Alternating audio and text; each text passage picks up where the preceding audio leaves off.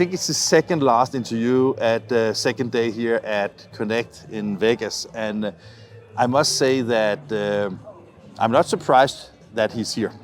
That is the first thing. And when I asked him whether he was here to acquire Connect as an exhibition, you could maybe think that it could be Ford Bowers from Printing United.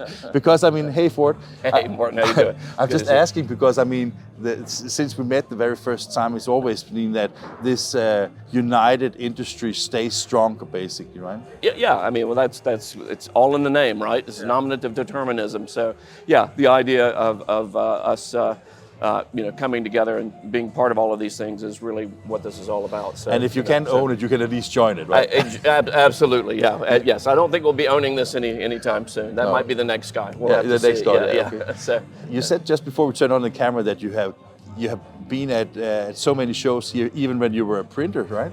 Yeah, I've been coming for more than 15 years to Connect. So yeah, I came back in the day when I was a humble printer. I used a lot of the software that is currently still being used by these folks, and whether it was EPS or graphic communications, that kind of thing, back when it was EFI. So I've been coming for a long time, and I get to come this year, not as a user because I don't do that anymore, but I get to see people I haven't seen in a long time. When you come here and you think these 15 years that have passed away, I mean, all of us gets a little bit more gray. Well, I wish I had a chance to turn gray, but yes. But when we look at the software and the technology that we see in our industry, it is just amazing how much has changed, right? Tremendous changes. I cannot keep up with the pace of change. I'm not in the flow every day.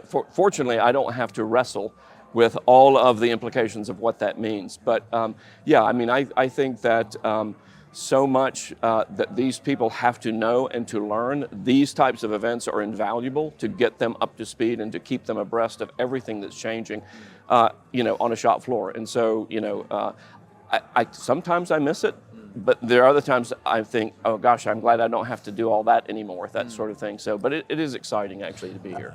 I would say that when you look at those two chapters of your life, I guess that it's always like, I mean, I don't know how you feel about it, but I think it's like when you are in the printing press and you're in the printing company, you have the smell, you see the nice products, it's that one thing, but it's also, I think that both of us understand that having it to operate a printing business today is, I think, much harder than it was 20 years ago. It's a very pressurized thing to run a printing shop. I mean, it really is. I mean, and the way I explain it, people say, "Are you happier now than then?" And it's a different kind of pressure. What I deal with now is a different kind of pressure than when you're a printer. Every day you go in, and 80% of what you do is react to what's going on the show, on the floor, and figuring out what to do next and how to get the product out the door. It's you go in and you kind of doing battle every day. About 20% is forward-looking strategy, and 80% is doing battle every day. But the pressure of being Ford today is that now you have thousands of member organizations to do the best you can to help them in legislation, in color management, in almost all the things that Printing United Alliance is involved with. Right. Are you not sometimes afraid that people don't really get that information because you provide a lot of, you have NAPCO, you have seminars, you have your summits, you have all the things. Are you not sometimes afraid that there's so much information that the CEOs of the company still have times where they cannot cope with all that information? It's too. I would absolutely agree that it's information overload, and there's a lot. It takes a long time to get people to understand the breadth of the stuff that we do, and I think we're still trying to get that across, the breadth of the stuff that we do. So it's our, that's part of our cross to bear, as it is, to try to figure out how to convey all of the things that we do. But I think it's beginning to sink in, and I believe people are beginning to see us. I mean, we're about 5 or 6 different companies that have come together over the last 6 years, right? And so just the brand confusion alone is phenomenal. I mean, I remember our first Printing United was in 19 in Dallas, right?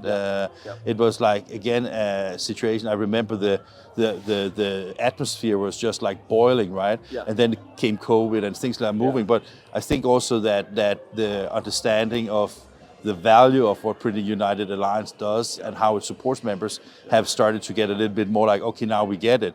You still in the US, you still have like, I don't know if you can call them competing organizations, but more state, local, regional organizations that are not part of Printing United Alliance.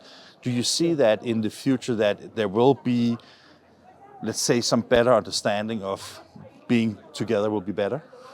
Well, I hope so, certainly. I think that as we aggregate and as we come together, so I think, but for those organizations, I think any organization that provides value should grow and flourish. Yeah, so it should exist and should do what they're doing. Whether and some of them are very nichey. Whether it's a particular segment that they take care of, or a particular technology that they're interested in, or a particular region.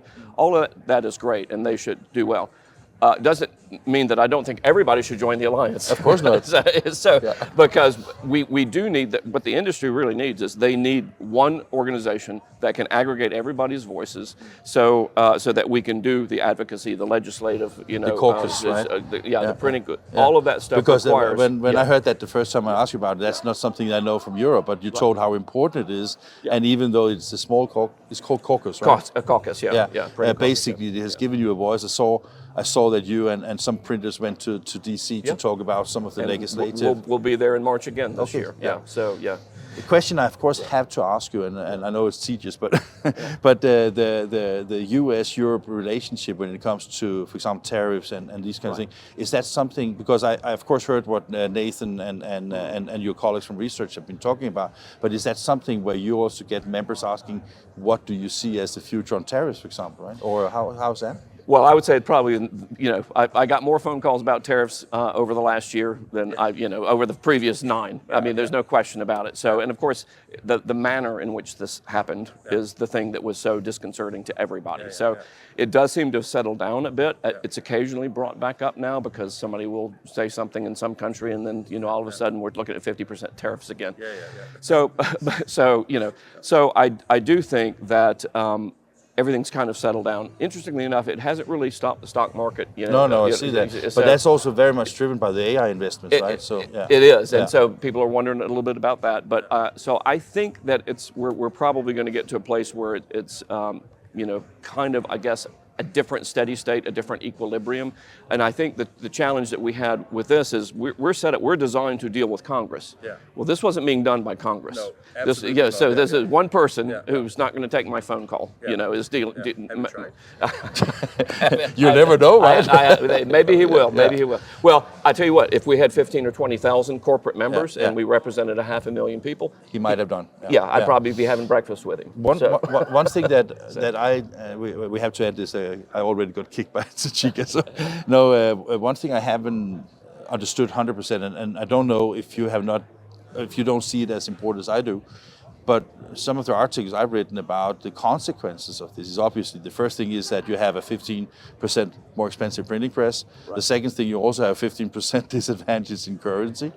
But the thing that the Big Beautiful Bill does on having 100% write-offs the moment you invest is sometimes, if you look at the value of it, it's actually almost balancing at least the 15% tariffs.